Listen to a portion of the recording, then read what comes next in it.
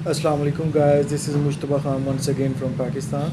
अच्छा, जो आज का टॉपिक है वो बहुत से लोग न्यूबीज़ जो हैं वो पूछते हैं कि फार्मा में जॉब कैसे होती है और क्या वर्किंग होती है, वर्किंग आवर्स क्या होते हैं और अप्लाई करने का तरीका क्या है। तो गाइस इसके लिए सिंपल यही है कि आपको मार्केटिंग आनी चाहिए, मार्केटिंग की हाउ नो होनी चाहिए। अगर वो नहीं भी है आपकी, कम से कम कॉन्फिडेंस होना चाहिए कि appearance in the doctor's chamber, when you are appearing in the doctor's chamber you must be fluent in whatever you are conveying the message about the medicine whatever you are selling. Okay, तो इसमें होता क्या है कि पहले तो आपने job application देखनी है कि कहीं भी ग्रुप्स वगैरह में, फार्मा के ग्रुप्स में आ रही होती हैं पोजीशंस के looking for TM, STM, PS. तो अगर आप फ्रेश हैं तो आप एज ए टीएम स्टार्ट करेंगे। तो उसके लिए ये होता है कि अगर आपका रेफरेंस है तो फिर भी आपका हो जाता है। और दूसरी चीज़, अगर आप मेरिट पे आना चाह रहे हैं तो आपके अंदर कॉन्फिडेंस इतना होना चाहिए कि अगर आप इंटरव्यू देने जा रहे हैं तो उसमें ये होता है कि first question introduce your self. तो उसमें आपने इंट्रोडक्शन में आपने स्टॉप नहीं करना अनटिल और अनलेस वो आपसे खुद ना कह दें या कोई और क्वेश्चन ना पूछ लें। तो कोशिश करनी है कि उसमें जो आपका फर्स्ट आंसर है इंट्रोडक्शन का वो 1 से 2 मिनट का होना चाहिए। For example, well, my name is Mujtaba Khan, and basically I'm from Jhang. I started my education career from Oriel School System. I complete my matriculation in 2006 from Ghazali Elementary High School. तो इस तरह करके आपने years भी बताने होते हैं और डिफ़ाइन करना होता है, मतलब फ्लुएंसी के साथ। तो इंट्रोडक्शन अगर इंग्लिश में दें तो वो बेहतर है, प्लस पॉइंट काउंट होगा। उर्दू में भी दे दें तो वो कोई इतना मैटर नहीं करता, बस कॉन्फिडेंस वो आपका चेक करते हैं। और दूसरी चीज़ जो आ जाती है सबसे इम्पोर्टेंट, वो आपके जो एरिया है, जिस भी एरिया, सिटी या टेरिटरी में आप अप्लाई कर रहे हैं, उसकी आपको हाउ नो होनी चाहिए। हाउ नो से मुराद ये है कि यहाँ पे फिजिशियंस कितने हैं, गायनी ग्रुप में अगर आप जाना चाह रहे हैं तो गायनाकोलॉजिस्ट कितनी है, ठीक है, कंसल्टेंट गायनाकोलॉजिस्ट कितनी है, यहाँ पे ऑप्स एंड गायनी वाले इंस्टीट्यूट कितने हैं। और उसके अलावा अगर ऑर्थोपेडिक में जाना चाह रहे हैं तो ऑर्थो के डॉक्टर्स के नाम आपको फिंगर टिप्स पे आने चाहिए, ठीक है, ये आपकी असाइनमेंट भी होती है।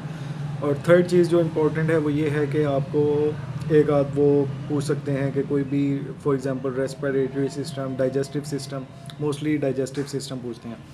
And if you are experience they gonna ask you about the indications and contra indication of any medicine, वो भी पूछ सकते हैं। Mode of action of medicine पूछ सकते हैं। फॉर एग्जांपल आप एंटीबायोटिक पे काम करते हैं तो वो आपसे पूछ सकते हैं कि इस एंटीबायोटिक का मोड ऑफ एक्शन क्या है। तो इस तरह के यानी कि क्वेश्चंस मोस्टली पूछे जाते हैं during when you are applying for the as a medical representative.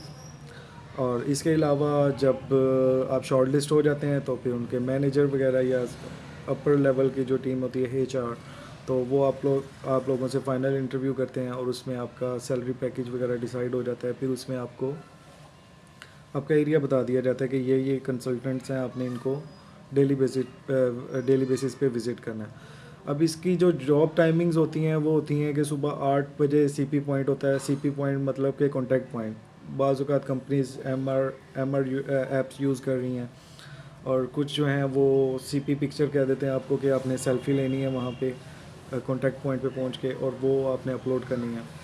इसके अलावा जो है टाइमिंग जो होती है वो जो डॉक्टर्स की टाइमिंग होती है ना, फॉर एग्जांपल इंस्टीट्यूट में आप जा रहे हैं तो 8 से लेकर 2 बजे तक टाइमिंग है, तो आपने उस दौरान वर्किंग पे होना है। और आपको फार्मा इंडस्ट्री जो है वो ही हाई इतना पे इसलिए कर रही होती है कि आपको पैसे जो हैं वो वेटिंग के मिलते हैं। कि जब हम डॉक्टर चैम्बर्स में अक्सर जाते हैं तो आप अक्सर विज़िट के दौरान देखते हैं कि काफ़ी मेडिकल रैप्स वहाँ पे वेट कर रहे होते हैं।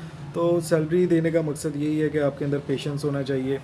सेकेंडली आपके अंदर जो है वो क्वालिटी होनी चाहिए कि आप फिर भी हाइपर ना हो, ठीक है। और second most important thing, when you are presenting your medicine in front of a doctor you must be confident, you must dress properly. Tie अगर नोट लगाई हुई है तो प्रॉपर होनी चाहिए, नीट एंड क्लीन क्लोथ्स के साथ आप जाएं, तो ये एक अच्छा इंप्रेशन पड़ता है। और be frank with the doctors, आपको प्रोडक्ट नॉलेज कम से कम इतना होना चाहिए कि अगर आपसे वो क्रॉस क्वेश्चंस करता है तो आपको ब्लैंक नहीं होना वहाँ पे। आप ने अगर आपकी प्रोडक्ट नॉलेज है तो यू विल बी कॉन्फिडेंट और आप उनको कॉन्फिडेंटली आंसर दे सकते हैं। तो यही चीज़ें होती हैं जो बेसिक्स होती हैं फार्मा जॉब के लिए। अगर फिर भी कोई पार्ट मिस हो गया हो तो आप मुझसे इनबॉक्स करके पूछ सकते हैं।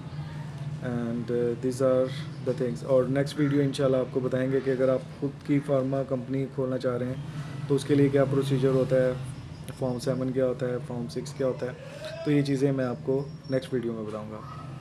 Thanks for watching and do subscribe my channel as well. Thank you.